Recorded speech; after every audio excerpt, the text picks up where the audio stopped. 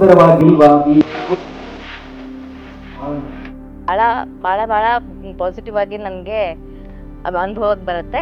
ನಮ್ಮನ್ನು ಅಧ್ಯಾತ್ಮಕ್ಕೂ ಮತ್ತು ನಮ್ಮ ದೈನಂದಿನಕ್ಕೂ ತುಂಬ ಕನೆಕ್ಷನ್ಸ್ ತೋರಿಸ್ತಾ ಇರೋದ್ರಿಂದ ನನಗೆ ತುಂಬ ಸಾಮ್ಯ ಅನ್ನಿಸ್ತು.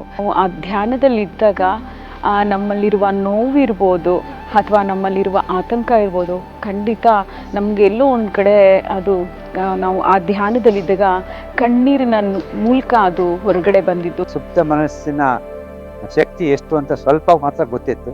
ಈ ಕಾರ್ಯಕ್ಕೆ ಬಂದು ಅದು ಎಷ್ಟು ವಿಸ್ತಾರವಾಗಿದೆ, ಅದು ಈ ಶಕ್ತಿ ಅಗಾಧವಾಗಿದೆ ಅನ್ನೋದನ್ನ ಅರಿವಾಯಿತು.